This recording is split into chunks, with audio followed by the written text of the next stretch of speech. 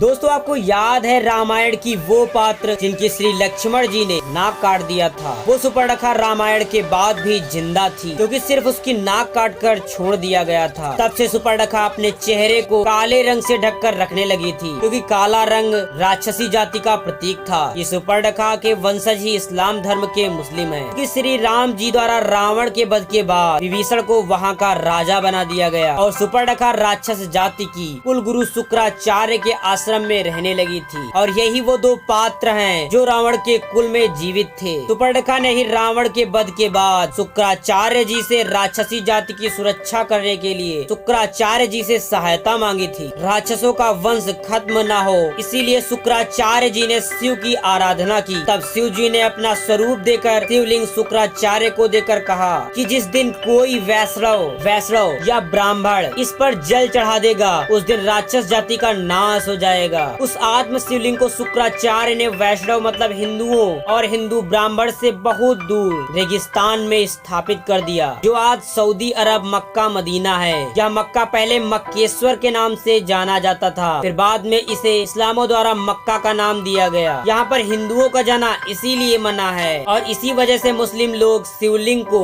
पत्थर मार कर खंडन करते हैं। शिवलिंग के पास ही पवित्र पानी का स्रोत भी है जिसे जमजम का पानी कहा जाता है। वैसे तो यह पानी बहुत ज्यादा पवित्र है। मक्का को आखिर काले रंग से ही क्यों ढका गया है? मक्का को काले रंग के शिविर से इसलिए ढका गया है क्योंकि काला रंग संपूर्ण राक्षस जाति का प्रतीक होता है। सुपर्णखा जो उस समय अपने चेहरे को ढक कर रखती थी, वही परंपरा उसके वंशज औरतें भी करती आ रही हैं, जिन्हें आज हम मुसलमान कहते हैं। मुसलमानों का जुम्मा भी शुक्राचार्य के अक्षरों को लेकर मनाया जाता है, जो कि यह बहुत ही चर्चित है। आइए अब जानते हैं इस्लाम कैसे पैदा हुआ। असल में इस्लाम कोई धर्म नहीं है, यह एक मजहब है और दिनचर्या है। यह एक मजहब है और दिनचर्या है। मजहब का मतलब अपने कबीले के गिरोह को बढ़ाना। यह बात सब जानते हैं। हजरत मोहम्मद अरबी वासी थे। अरब देशों में सिर्फ रेगिस्तान पाया जाता है, वहाँ पेड़ पौधे नहीं हैं, इसलिए वहाँ मरने के बाद जलाने के लिए लकड़ियाँ न मिलने के कारण जमीन में ही दफन कर दिया जाता था।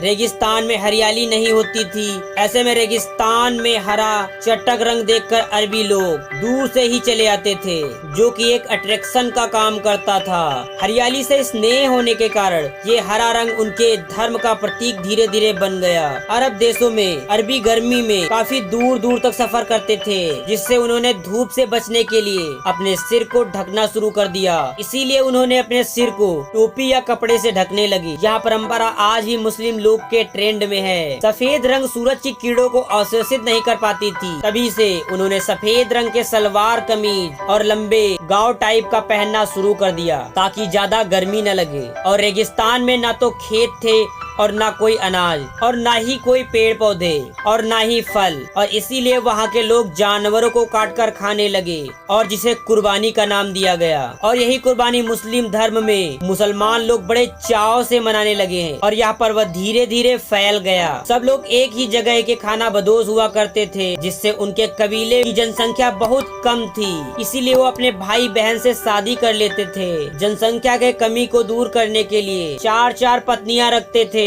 और ज्यादा से ज्यादा पत्नियों से बच्चे पैदा करते थे, जो रिवाज आज भी कहीं न कहीं मुसलमानों में चला आ रहा है। खाना बदोश के कबीले, क्योंकि वे एक जगह नहीं रहते थे, वे एक जगह से दूसरी जगह रहन बसेरा करते थे और बहुत कम बर्तन रखते थे, जिस कारण वो शायद 5-5 लोग एक ही थाली में खाया करते थे, जो परंपरा आज भी जारी है। एक जगह से दूसरी जगह पानी के कमी से उन्हें पानी के लिए दूर दूर तक घूमना पड़ता था, उसका ठिकाना ढूंढना पड़ता था, जिस कारण तेजी से इस्लाम पूरे विश्व में फैल गया। इसीलिए इस्लाम एक धर्म नहीं बल्कि एक कबीला है, जिसे लोग आपसी रहन सहन दिनचर्या को इस्लाम धर्म का नाम दिया। कोई मुस्लिम इस बात को माने या न माने, पर यह बात बिल्कुल सच है कि इस्लाम धर्म के मुस्लिम लोग ही सुपर्णखा और शुक्राचार्य के वंशज हैं। दोस्तों, यदि आपको ये वीडियो पसंद आए तो वीडियो को लाइक, शेयर और कमेंट जरूर कीजिएगा और ऐसे ही वीडियो के लिए